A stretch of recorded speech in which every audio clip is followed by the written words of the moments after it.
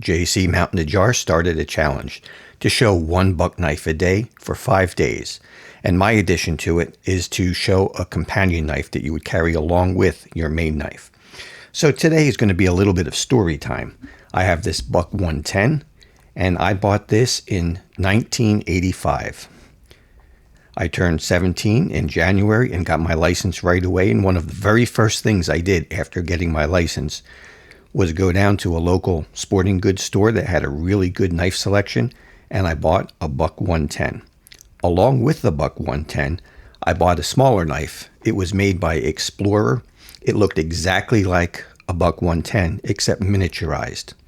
And it's the same size knife as what this brother is. So this brother is going to stand in and is going to represent for that Explorer.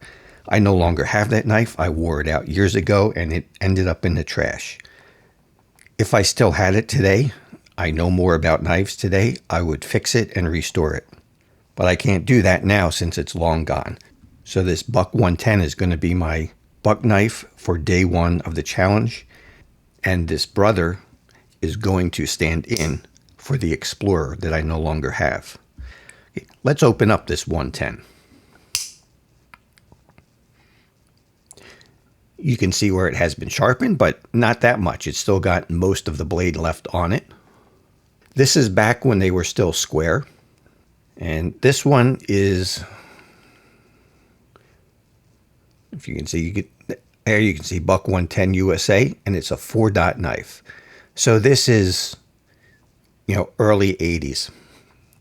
Now, since I bought this in 1985 in January, this would have been at least a 1984 or earlier knife.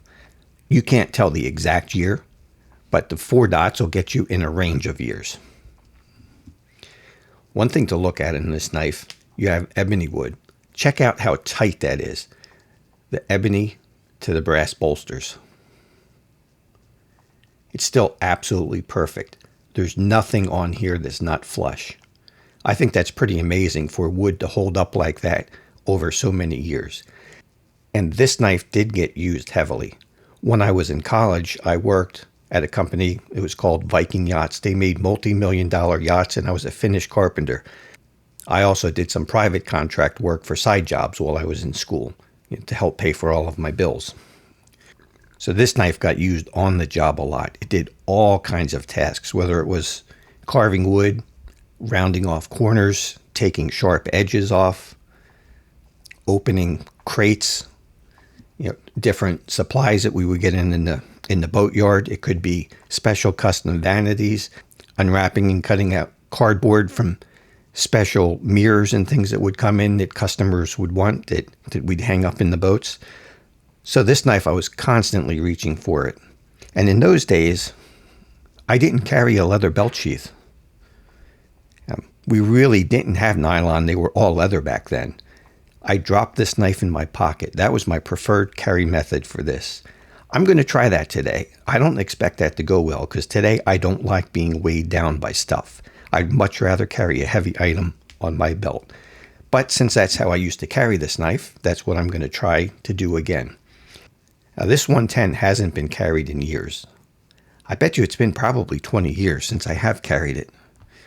So I'm going to carry that, plus this brother as the stand-in for the Explorer. We'll be back tomorrow for an update and for a new buck knife.